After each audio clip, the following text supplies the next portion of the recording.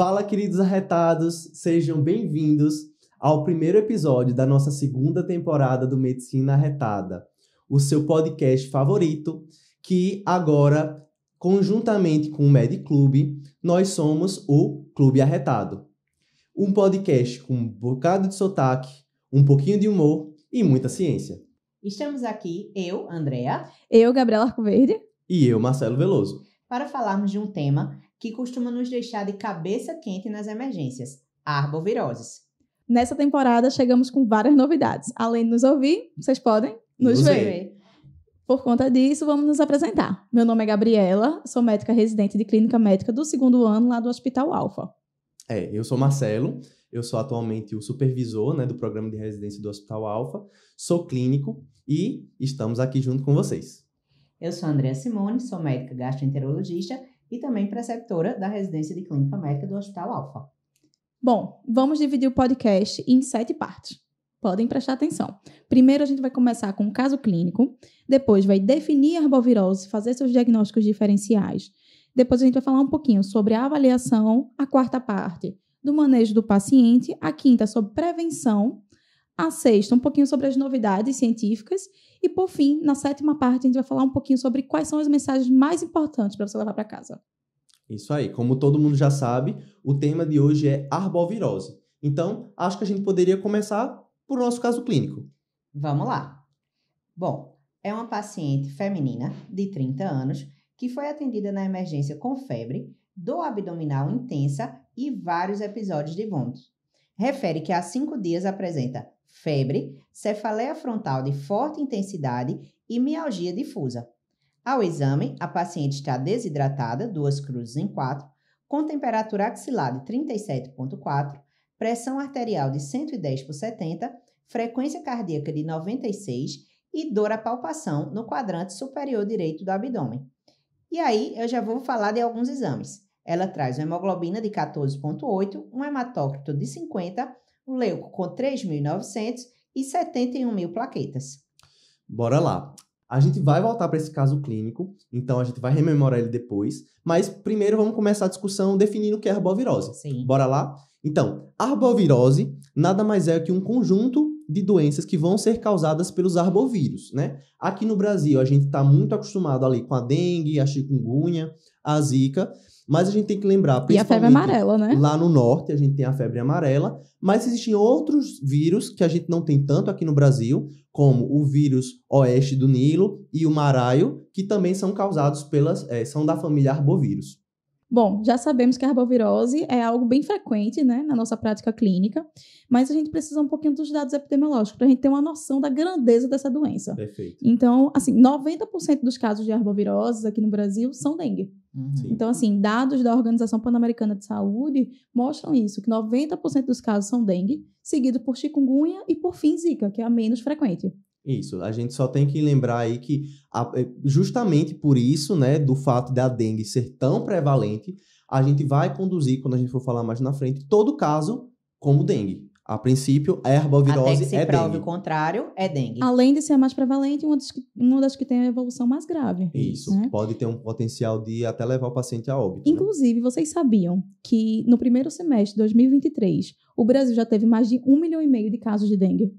Eu sabia porque a gente estava preparando o roteiro, mas eu realmente fiquei impressionado. A gente sabe que dengue é muito prevalente, mas 1,5 milhão de casos notificados. E ainda são Imagina notificados. quantos não chegam na emergência, E passa como outra arbovirose qualquer e nem chega a ser a famosa notificada. virose. Exatamente. Uma virose.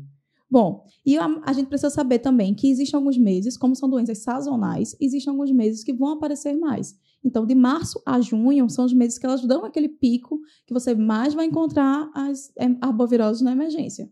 Principalmente aqui no Nordeste, porque está relacionado ao período mais úmido, Então, que vai ter um período maior de chuvas e de calor, que é tudo ali que as larvas vão precisar para se desenvolver. Choveu, acumulou água, o mosquito se desenvolve nesses tempos mais quentes, botou ali, e aí a gente vai ter realmente essa eclosão maior nessa época aí, entre maio, junho. Outra curiosidade muito legal é que existem 5 sorotipos de dengue. E aqui... Legal, não. Mas é interessante. Mas aqui... tá bom. Aqui a gente só tem 4 sorotipos. O 5º, graças a Deus, ainda não chegou por aqui. Tá bom, né? 4 e 5, tá bom, né? Tá. Então, acho que a gente pode começar também, já que a gente já entendeu um pouquinho da definição, epidemiologia. Chegou o paciente na emergência, esse paciente da gente. Quais seriam outras doenças que a gente poderia pensar ali no diagnóstico diferencial, né? As viroses da vida. Isso. Até porque é nessa época que tem mais virose, né? Isso. A gente precisa pensar sempre de forma sindrômica. Então, todo paciente doente que chega na emergência, a gente vai pensar qual é a síndrome que esse paciente se encaixa.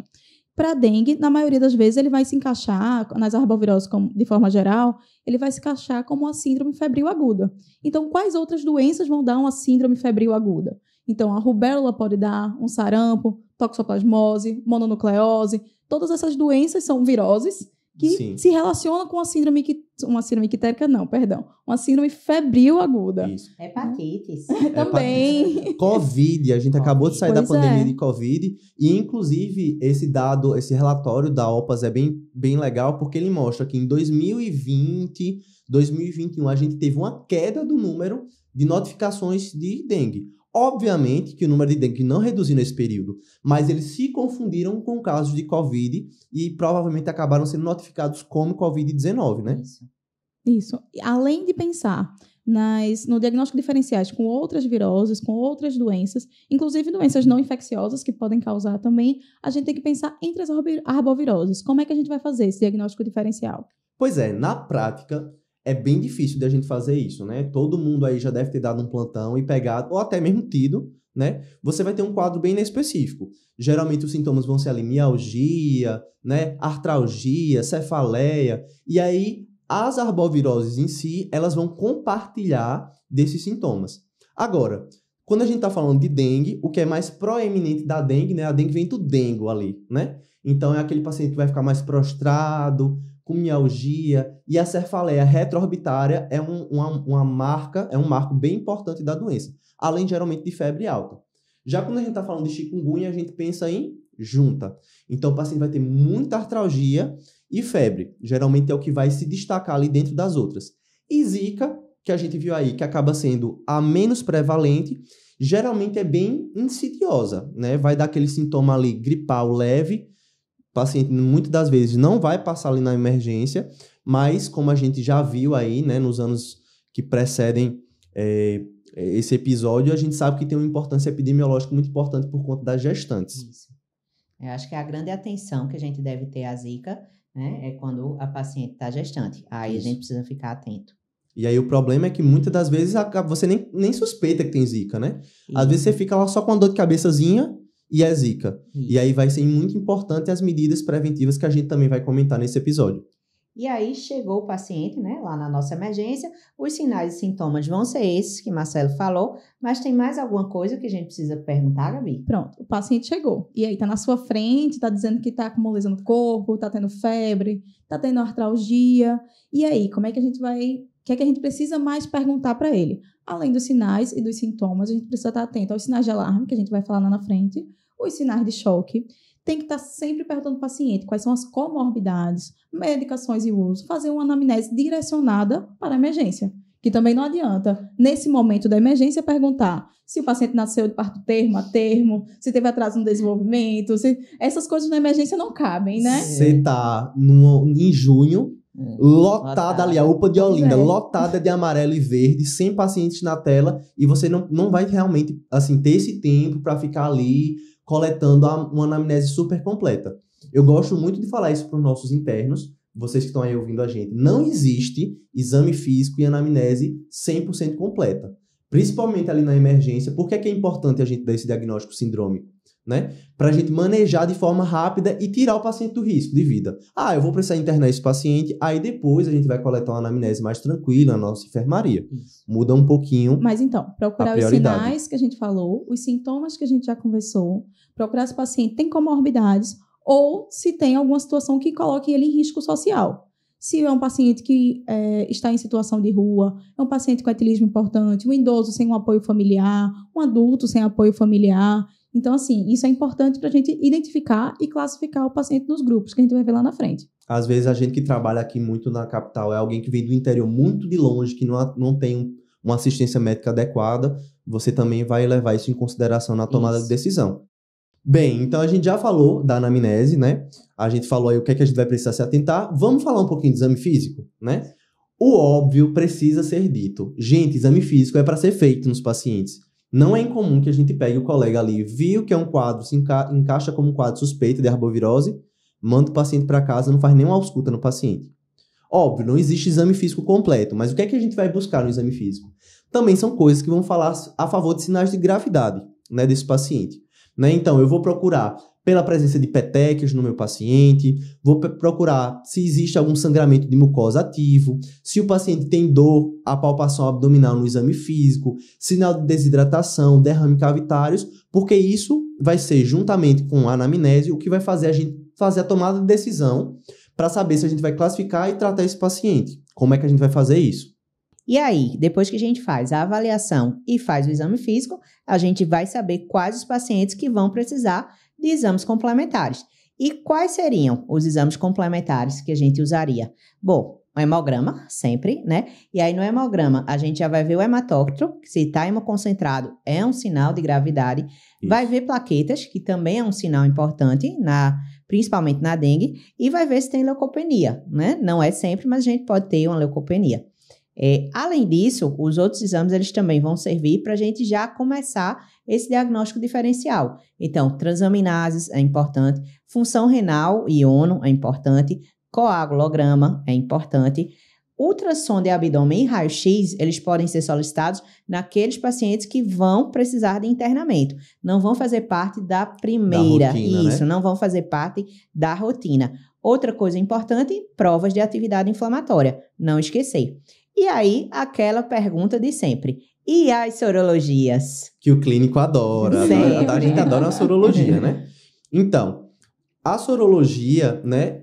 A gente vai pedir as sorologias virais no diagnóstico diferencial, mas não vai ser todo mundo que vai ter indicação de a gente pedir sorologia específica para diferenciar se é dengue, zika ou chikungunya. Imagina aí, a gente tá numa área epidêmica, né? Num momento endêmico, a UPA lá lotada, como eu falei, e você vai sair pedindo sorologia para todo mundo, a gente vai quebrar, né? O diagnóstico, ele pode ser presuntivo, né? Quando a gente está dentro do período epidemiológico e o paciente se encaixa num quadro suspeito, que a gente vai definir um pouquinho mais à frente. Agora, nos casos que eu tenho indicação de fazer, né? Mulher grávida, óbitos, casos mais graves, não é só sorologia que a gente pode fazer. Isso. Existem outros métodos que a gente pode realizar, né? Então, vai depender do período que o paciente está. Nos primeiros 5 dias de doença, a gente vai poder fazer alguns artifícios, né? Alguns exames. Isso. A gente pode fazer o RT-PCR, como a gente fazia no COVID. A gente pode fazer cultura de isolamento viral. E a gente pode fazer também o antígeno. Isso. Lembrando que o antígeno é para dengue, né? Isso. Enquanto que o isolamento viral e PCR, ele serve tanto para dengue quanto chikungunya e zika também. Isso. Né?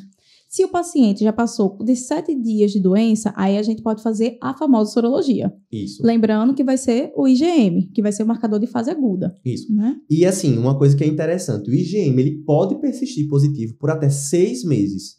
Então assim, a gente tem que ter uma parcimônia na interpretação do exame. Até porque a sorologia ela pode dar prova cruzada.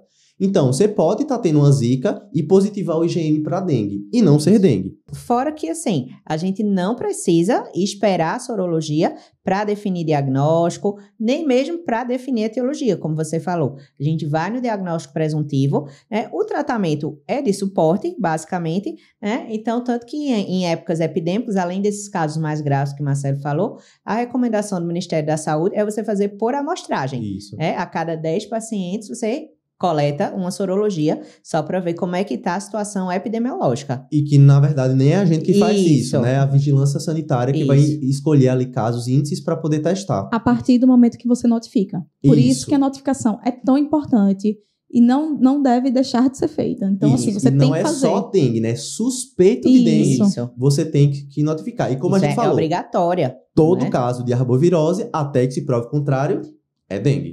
E lembrando que não é só o médico que pode notificar e que deve notificar. Qualquer profissional de saúde tem a obrigação de notificar caso suspeito de dengue.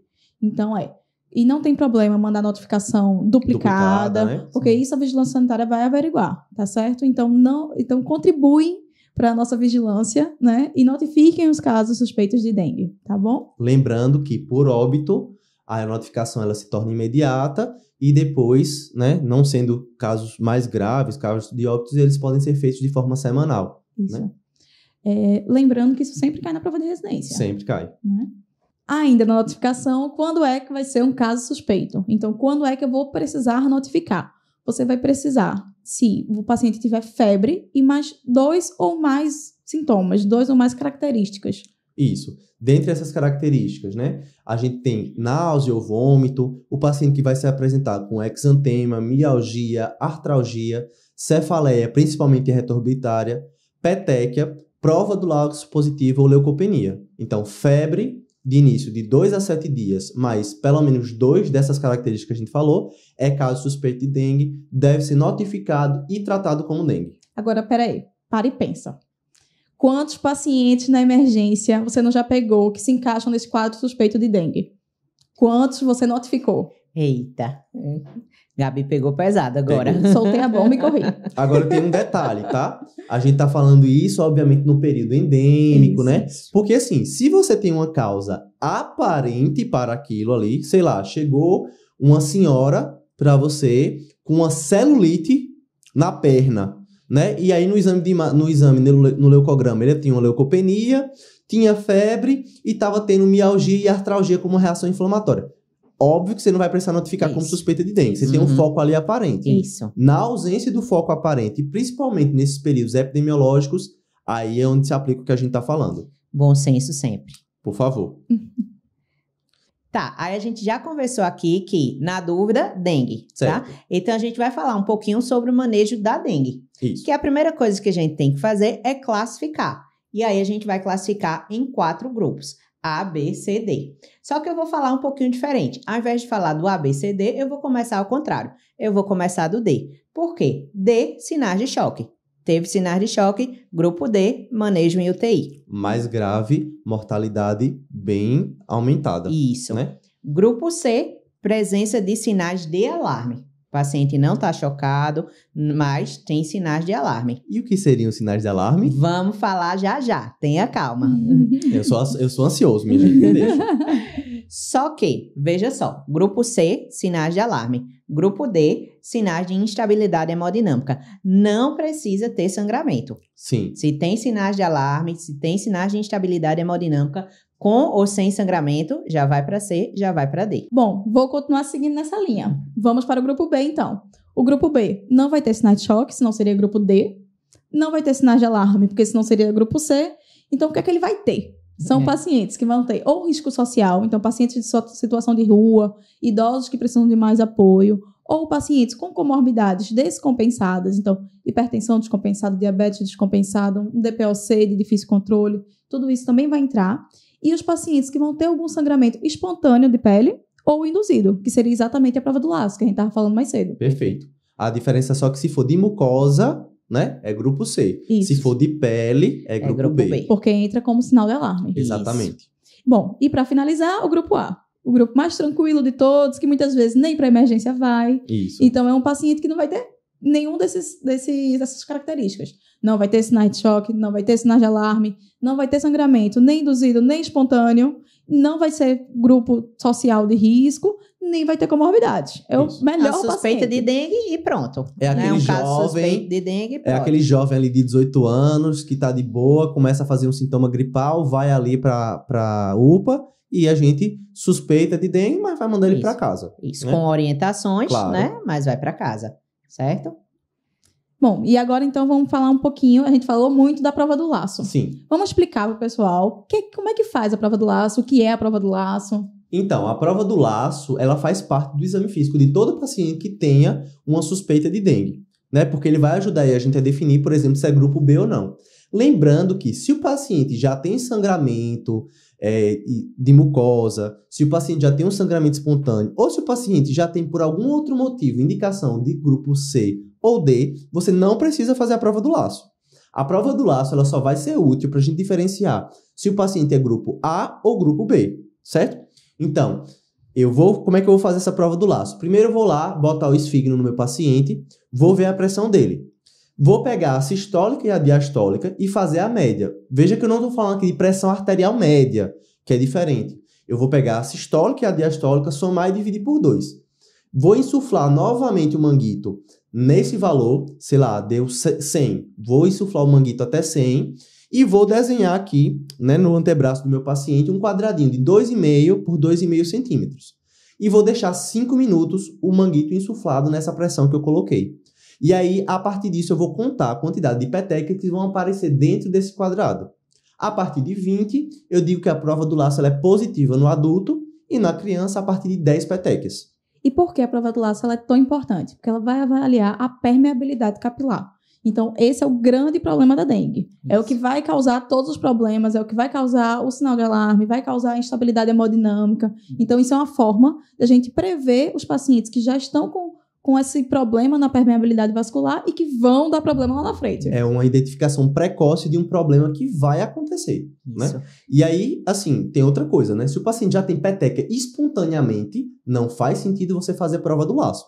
Porque a prova do laço é para pesquisar a fragilidade capilar. Se você já tem o sangramento ativo, a peteca... Vai fazer o quê, né? Ela vai vir positiva, né, gênio? Né? E aí, nesse contexto, entram os sinais de alarme, né? Porque, assim, vai ser um momento um pouquinho posterior, mas também o intuito é o mesmo, né? Sinais de extravasamento capilar. É interessante porque, assim, na emergência, geralmente, o pessoal chega muito preocupado com a febre, né? Mas a febre na dengue não é tanto o que vai nos causar preocupação. Inclusive, né? Os sinais de alarme, eles costumam aparecer quando a febre vai embora. Isso. Então, o paciente diminui a febre, os sinais de alarme é o momento deles brilharem. É o momento que a gente chama de defervescência, né? Então, um sistema imune tá ali louco, né? E começa a fazer esse extravasamento. É a fase mais perigosa da dengue. Isso. E aí, quais são esses sinais de alarme, né? Primeiro, hemoconcentração. Então, aumento de hematócrito. Por isso que o hematócrito é tão importante no manejo da dengue. Se a gente tem aumento de hematócrito, tá hemoconcentrando, tá extravasando, né? Dor abdominal intensa, hepatomegalia, principalmente se for dolorosa, derrame cavitário, né? Também mais um sinal que tá extravasando, vômito persistente. E aí, já chegando no grupo D, nos sinais de choque, hipotensão postural. Nesse momento, né, somente hipotensão postural. Você precisa induzir, ainda não tem aquela hipotensão bem estabelecida, mas já é um sinal de que as coisas podem piorar daí para frente. Bom, e aí a gente já chega, pegando o gancho na hipotensão, a gente já chega nos sinais de choque. Então, se o paciente antes ele tinha hipotensão postural, agora, nos sinais de choque, ele vai ter hipotensão arterial. Isso. Né? Sem ser postural. Né? E a outra coisa que ele pode ter é a pressão arterial convergente, que é quando a diferença entre a pressão arterial sistólica e a pressão arterial diastólica é menor do que 20. Isso também é um sinal de choque e que a gente tem que classificar esse paciente como grupo D. Isso. Tá certo? Entram aí também outras coisas, né? Como o tempo de enchimento, né? Que a gente usa muito lá na sepse. Veja, na verdade, o grupo D, ele é uma sepse por dengue. Isso. Então, todos os sinais que vão ser de alarme lá pra gente pensar em sepse, a gente vai utilizar aqui, né? É justamente isso que a Gabi tá falando. Hipotensão, taquicardia, tempo de enchimento capilar aumentado, né? E aí, assim, uma coisa que eu acho interessante é porque quando a gente pensa em choque, né? A gente fala muito na hipotensão, na taquicardia, na cianose de extremidades, mas esses são sinais mais tardios, né? Por isso que é bem importante a gente ver essa questão da PA, se está convergindo, e o tempo de enchimento capilar, né? Vejam que a gente está sempre falando isso na dengue. O quanto antes você identificar, né? Então, o tempo de enchimento capilar e a PA convergente são sinais tardios, precoces, né? Se dá para falar assim. De todos os ruins, ali, né? De todos os sinais ruins do choque. É quando ainda dá para fazer, né? Então, ficar atento a isso. A gente consegue intervir ainda, isso. Né? Bom, então, para resumir, o que seria esse paciente que está no grupo D, que tem sinais de choque, né? Então, o paciente que vai ter esses sinais de choque, a gente falou que é comum, né? ter algum sangramento grave ou disfunção orgânica. É o que Perfeito. o Ministério da Saúde coloca. Legal. Tá, então a gente já falou, né, da classificação A, B, C e D, e a gente tinha dito que isso era importante pra gente definir terapêutica. Pois vamos falar de terapêutica. Vamos sim. Vamos Só lá. que aí eu vou fazer o contrário agora. A gente começou antes do mais grave, eu vou começar agora do mais simples, né? Certo. Grupo A é o paciente filezinho ali, é o paciente que não tem sinal de alarme, não tem gravidade, não Que tem muitas vezes comorbidade, nem na emergência vai. ou vai porque quer pegar um atestado, quem nunca, né? Dengue deixa a pessoa de cama. Deixa. E aí, esse paciente ele vai ser tratado ambulatorial. Não preciso internar e eu não preciso necessariamente pedir exame laboratorial. O Ministério da Saúde coloca que ele é opcional. Se você achar que tem algum motivo ali para pedir, você pode pedir. Mas se você achar que não, é o diagnóstico clínico. Beijos e vai para casa com seu atestado para curtir ali a sua mialgia e sua cefaleia, né? Só que aí a gente tem que indicar hidratação. Como a gente vai ver daqui para frente, a hidratação ela é o ponto fundamental para evitar que o paciente progrida e chegue no choque. Inclusive, tem estudos que mostram que é a única medida que altera a mortalidade. Né? É, sim, hidratar. Isso. E aí, a hidratação, ela deve ser feita, mas vai ser uma hidratação oral. Então, a gente vai ver que é uma hidratação bem vigorosa. A recomendação do Ministério da Saúde é que a gente faça 60 ml quilo por dia. Só que isso tudo precisa ser feito por soro de reidratação oral? Não. A gente vai colocar 1/3 desse volume para o paciente tomar em soro de reidratação oral, que é aquele sorozinho que você vai pegar para diluir ali no posto de saúde, e o restante pode ser feito com outros líquidos. Suco, água de coco, água mineral, o que o paciente quiser. Então, são 60 ml quilo dia, sendo que 1/3 vai ser em soro de reidratação oral e o restante da forma que o paciente preferir. Perfeito. E não esquecer da orientação, né? Qualquer piora, qualquer sinal de alarme, voltar à unidade. Isso. Por isso, inclusive, que os pacientes em situação de risco entram já no grupo B, porque é aquele paciente que vai ter um acesso difícil ou talvez nem vai ter a percepção da presença de sinais de alarme. Exato. E aí, por isso que o Ministério da Saúde já recomenda, ó, esse aqui é já grupo B. Alertando sempre que o período que a febre desaparecer é o período mais crítico da doença. Isso. E aí a gente tem que explicar isso pro paciente, ó. Principalmente ali no finalzinho, você parou de ter febre, notou alguma dessas coisas, corre de volta para a gente reexaminar, ver se apareceu algum sinal de alarme e definir se ele progrediu para o grupo B, C ou D, que a gente não espera que aconteça. Né? E aí, como é que a gente vai manejar o grupo B? O grupo B vai ser justamente esse paciente que vai ter que ficar em observação e ter que pedir exames laboratoriais para a gente definir se ele vai para o grupo A ou se ele vai ser reclassificado no grupo C. Então, o paciente chegou, identifiquei alguma situação que coloca ele no grupo B. Primeira coisa, pedir exames laboratoriais. Como a gente já conversou, o hemograma não pode faltar. Isso. Se esse paciente já tem um hematócrito alto, por exemplo, ele já foi para o grupo C. Agora, os exames são todos normais, não tem plaquetopenia, não tem mais nada, né? Durante esse período que ele vai estar esperando os exames, eu já vou estar fazendo a hidratação oral, ali na unidade de saúde, ou pode ser venosa se ele entrar numa daquelas condições. É um paciente que está vomitando muito, ou não está com via oral patente porque está um pouquinho mais sonolento, né? Eu vou optar por fazer venosa, mas idealmente a gente vai fazer oral. Sendo que, se a gente fizer a hidratação venosa, é numa velocidade de 2 a 4 ml quilo-hora, tá? E aí, vou reavaliar depois de ter o laboratório. O Ministério da Saúde coloca 4 horas, que geralmente é um tempo bem razoável para a gente ter o resultado sim. de um exame laboratorial. Um hemograma, né? Fez o hemograma, em 4 horas reavaliei. Se surgiu sinais de hemoconcentração, vai para o grupo C, e aí vai ser conduzido como grupo C. Se não tinha nada disso, a gente hidratou e ele ficou bem, ele vai ser rebaixado para o grupo A, e aí a mesma coisa, vai de alta ambulatorial, orientado sinais de alarmes e reavaliação se necessário. Ou seja, o grupo B, ele é meio que uma Meio do transição, caminho, né? Uma transição Isso. entre o A e o C. Não é definitivo, né? Ou você vai para o C ou você vai para casa. Isso. E aí, se o paciente for do grupo C, né, que aí já entra vômitos persistentes, a alteração do sensório, inclusive, já vai para o C, né, exatamente por isso, Verdade. né, porque ele não vai conseguir fazer a hidratação oral, e aí a gente já vai para a hidratação venosa. Agora só para me defender, eu tô falando de rebaixamento prévio, por exemplo, já é um paciente com uma demência, por exemplo, né? Então tá bom. Essa letargia, irritabilidade no grupo C é uma letargia nova. Isso, Não exato. é um paciente que já está com já com era, AVC, né? com uma Isso. preferência, esse paciente Isso. aí seria realmente no grupo B. Isso. E aí, assim, você faz hidratação com gosto, Sim. né? Você vai fazer 10 ml por quilo em 1 hora e depois mais 10 ml por quilo na segunda hora. Ai, meu coração. Por isso que os pacientes com IC têm que ficar lá, né? Agora, por favor, isso aí é nossa meta. Não quer dizer, sei lá, fiz 5 ml só, o paciente já tá todo congesto, você vai continuar metendo soro no paciente. Não. Bom senso sempre, né, gente? Isso, né?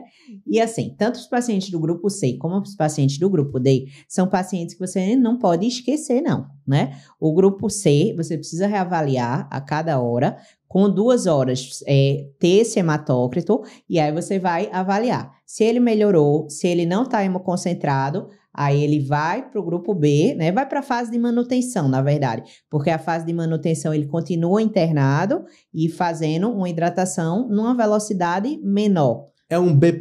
Ali, né? Isso, né? Um B que precisa ficar internado.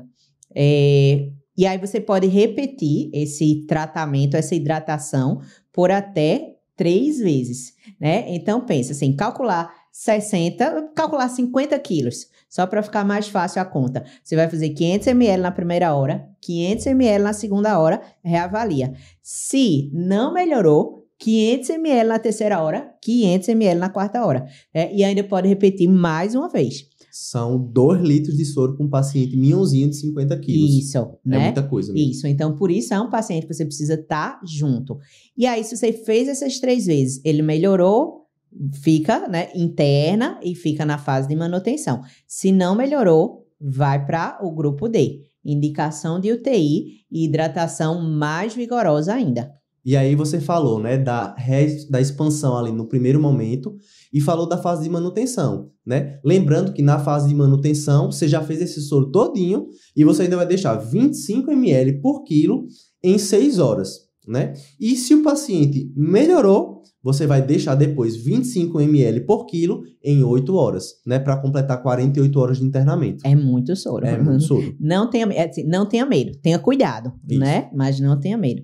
E se ele for para o grupo D? Aí, você vai fazer 20 ml por quilo em 30 minutos, né? Você vai caprichar no soro. E aí tem isso. É o paciente que ele deve estar em UTI. Só que a gente sabe que nem sempre a gente consegue. Às vezes você vai precisar ficar com esse paciente ali na sala vermelha e ele precisa ser revisto a cada 30 minutos. E aí... Meio difícil na prática, mas assim, é o que deveria ser feito. Então, né? A gente tá aqui pra falar o certo. Isso. Então, para gravar, né? Então, a gente vai fazer os 20 ml em 2 horas, 20 ml por quilo em 2 horas no grupo C, enquanto 20 ml por quilo em meia hora no grupo D. Isso. Então, assim, a proporção é a mesma. Você pode só botar muda o até tempo. 20 e 20. 20 ml por Isso. quilo em 20 minutos. Exatamente. Não tá errado, certo? E aí, você pode repetir até 3 vezes. Reavaliou, o paciente continua classificado como D, você faz a primeira, faz a segunda, faz a terceira. Depois da terceira, aí você tem 2 caminhos. Uma é, se ele continuar hemoconcentrado, você vai fazer a reposição com albumina. Você vai entrar com a reposição de albumina. Se o paciente não estiver hemoconcentrado, aí você vai ter que procurar outras causas. Por que o paciente está em choque e não está hemoconcentrado? Então, isso não bate com dengue. Então, aí você vai reavaliar o seu diagnóstico. E pode ser, inclusive, uma descompensação da doença, né? A dengue aconteceu ali, descompensou a insuficiência cardíaca e, na verdade, o camarada está no choque cardiogênico. Isso. Ele já vai precisar de outro tratamento, né? A gente não vai adentrar aqui, Isso. né? Mas a gente já falou de insuficiência cardíaca lá na primeira temporada. Então, se vocês quiserem, dê uma passadinha lá que a gente fala do tratamento dessas condições. Tem no nosso podcast e também tem no nosso guia rápido de insuficiência cardíaca. Pode ir no nosso site, Medicina Retada, e procurar nosso guia rápido de insuficiência cardíaca, que vocês vão achar tudo isso aí como manejar. Perfeito. Muito bom. E se o paciente melhora? Se o paciente melhora, aí ele fica como grupo C. Isso. Então, ele ainda tem que passar as 48 horas internado, ele tem que fazer a fase de manutenção de 6 horas, depois de 8 em 8 horas, né? Por favor, né? Não é UTI casa, não. Por favor. É a escadinha, né? Isso. Então, de D você sai para C, que sai para B, que sai para A. Isso. Mais ou menos assim. Isso. Então, recapitulando, o local de que cada um vai ficar. O A, ele vai para casa com orientação, com medidas de educação em saúde. O B, ele vai ficar em observação na emergência para ser reavaliado. O C, vai ficar internado, provavelmente em um leito de enfermaria ou leito de emergência. E o D, precisa ir para UTI, que é um paciente grave, com alta chance de morte. Ou na impossibilidade de UTI, um leito de semi-intensiva, que é a vermelha, basicamente. Sala vermelha, né? Então, a gente já entendeu onde cada paciente vai ficar internado. Agora me diz, quando é que a gente vai decidir que é o melhor momento para alta?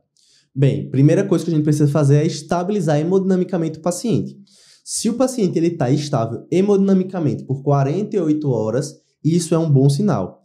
Lembrando que eu vou falar várias coisas aqui e, obviamente, a gente tem que pesar, né? O ideal é que o paciente preencha todos esses critérios. Faça um check, né? Meio que um checklist. Então, tem que estar estável por 48 horas.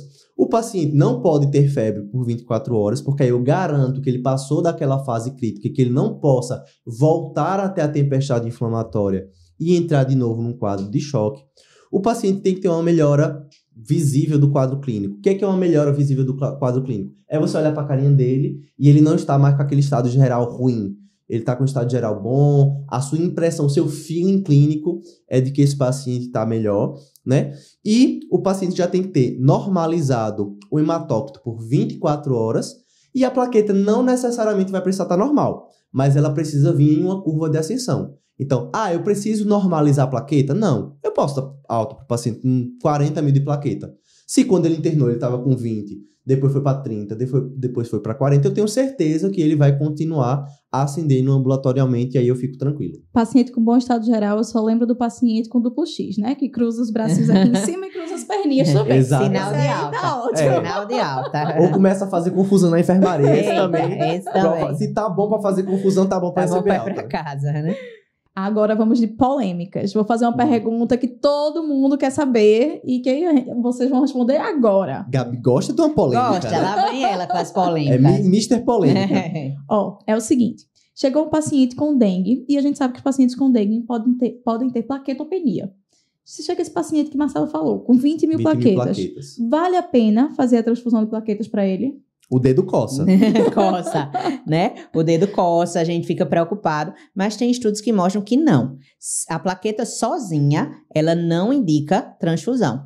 Se ela tiver abaixo de 20 mil, abaixo de 30 mil, mas não tiver sinal de sangramento, não transfunde. É igual na PTI, né? Eu tenho uma história engraçada com isso. Quando eu era R1, no finalzinho do meu R1, eu tinha um paciente com PTI na enfermaria, eu tava de plantão. Aí chega o laboratório e me liga, doutor, a paciente tá com 7 plaquetas. Aí eu fiz 7 mil plaquetas. Não, ela fez 7. Eu nem tenho como liberar com 7, porque eu só tenho como liberar no laudo abaixo de 1000. Jesus! A sua paciente, ela tem alguma condição clínica que justifique. Aí, a paciente não era minha, era de outro colega. Eu fui lá, revisei o prontuário. De fato, ela tinha uma PTI. Cheguei lá, perguntei se o paciente era um homem. Se ele tinha sinal de sangramento, procurei ativamente se tinha sangramento de mucosa, não. Mas eu fiquei tranquilo, não. Isso era 2 horas da manhã. Eu liguei pra minha staff, doutora Alessandra. Beijos pra doutora Lei. Liguei pra ela, acordei a bichinha toda desorientada. Doutora Lei, eu vou transfundir esse paciente. Ele fez, não, você não vai transfundir, não. Comece aí o corticoide, que amanhã ele vai estar bem. Isso. Eu confiei na staff, né? Quando foi no outro dia, o paciente já tava com 10 mil plaquetas. Agora sim, vocês acham que eu dormi? Não. E aí, retomando o que eu falei no início. A única coisa que altera a mortalidade em dengue é a hidratação. A transfusão de plaquetas também não. Mas que coça o dedo, coça. Ou se coça. Mas lembrando que a transfusão de plaquetas, inclusive no paciente com dengue, vai estar bem indicada se o paciente tiver abaixo de 50 mil e com sangramento ativo. Isso. Então, fazendo essa ressalva, não é para nunca transfundir plaquetas, isso, né? É não transfundir pelo número. Isso. Inclusive, assim, no paciente que é grupo D, né, se ele persiste ali com sinais de instabilidade, apesar de toda aquela hidratação volumosa, aqueles cuidados, uma das coisas que o Ministério da Saúde indica é que a gente procure, né, outras causas, inclusive a necessidade de investigar coagulopatia. Né? Esse paciente CIVD. pode evoluir para uma CIVD. E aí você pode precisar repor plaqueta, fibrinogênio, fator de coagulação, senão o paciente vai sangrar, né? Tá, beleza. A gente tinha falado daquela parte de proteção individual, principalmente na zika, né? Já que é um quadro mais leve. Como é que a gente protege? A gente sabe, mas vamos reforçar. É sempre importante lembrar, né? Então, é o seguinte. A gente tem as formas de proteção individuais e coletivas. As coletivas, todo mundo já está cansado de ouvir.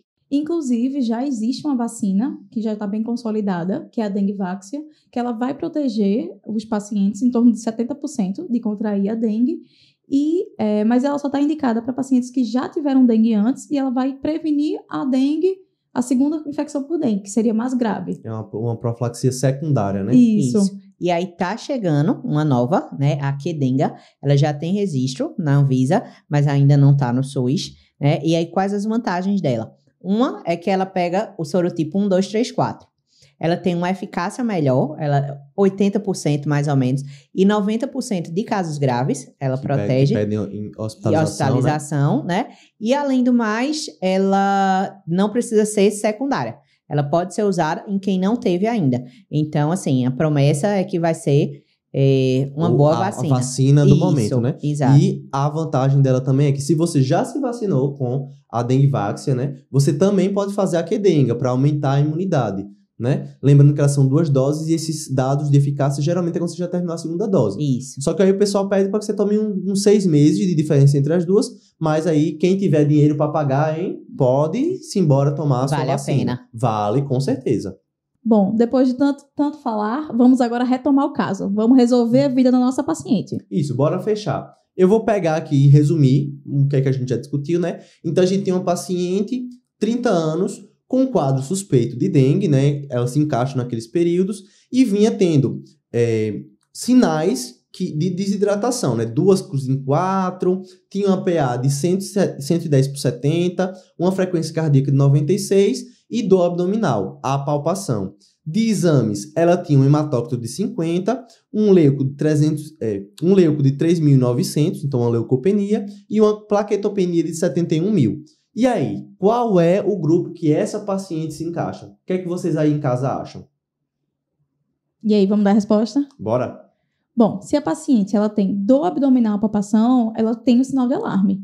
Se ela tem sinal de alarme, ela, pelo menos o grupo C. Ela tem algum sinal de choque, aparentemente a pressão está boa, não tem nada que chame atenção de perfusão, má perfusão. Perfeito. Então, é uma paciente do grupo C. Isso. Como é que a gente ia manejar ela? Então, por ela ser do grupo C, 1, ela precisa ser internada. 2, ela precisa ser hidratada. Então, a gente vai hidratar, vai reavaliar em 2 horas para ir definir se ela vai para a fase de manutenção do grupo C ou se ela vai para a fase D, para o grupo D. E aí é uma paciente que está fazendo febre. Mesmo que ela fique internada no grupo C e a gente normalize esse hematócrito, ela fique estável ali, a gente precisaria que ela pare de ter febre e só 24 horas após a gente poderia dar alta, como a gente comentou, né? Obviamente, garantindo que a plaqueta está subindo, que o hematócrito normalizou e que não surgiram nenhum sinais de instabilidade hemodinâmica. Então, acho que a gente pode ir para as mensagens para casa. O que é que foi mais importante desse episódio? Bora lá? Mensagem número 1. Toda arbovirose deve ser conduzida como dengue até que se prove o contrário. Mensagem número 2. O manejo do paciente com dengue depende da classificação dele nos grupos A, B, C ou D. Mensagem número 3. A gente vai tratar o paciente do grupo A ambulatorialmente, grupo B, observação, grupo D, internamento em enfermaria e grupo D, internamento em UTI. Mensagem número 4. Plaquetopenia isolada não indica transfusão de plaquetas. Bom, agora vamos para a parte final, o desafio. Vamos fazer um desafio com vocês. A gente vai lançar uma pergunta e quem for a primeira pessoa a responder do nosso Instagram, vai lá, @medicina-arretada, o mesmo A para o medicina e para o arretada. Indo lá, vai ter um post do nosso episódio com o desafio. E quem for o primeiro que responder esse desafio vai ganhar 3 meses grátis do Mediclube. É então, isso aí, são 3 meses grátis de Mediclube. Vale muito a pena. Então, pega aí caneta e papel na mão, vou falar agora o desafio. A pergunta é: qual a arbovirose mais frequentemente associada à síndrome de Guillain-Barré? E aí, você sabe? Quem souber, só comentar lá. Primeira pessoa que responder vai ganhar. Vai correndo. Deixa eu repetir o Instagram. Medicina Arretada. O mesmo A para medicina e para arretada. Não perde essa. Lembrando que a gente também tá no YouTube, no TikTok e também tem o nosso guia rápido, né? Que você pode se atualizar aí em medicina e ter um material rápido e confiável para conferir condutas, manejo. Então dá uma olhada também no nosso site www.medicinaarretada, o mesmo A pro medicina e pro arretada.com.br. Tem para todos os gostos. Isso aí. Então é isso aí, minha gente. Muito obrigado por mais essa audiência de vocês, por estarem aqui com a gente nesse novo formato em videocast. Espero que vocês tenham gostado e a gente espera vocês na próxima semana aqui no Clube Arretado. Cheiro! Cheiro!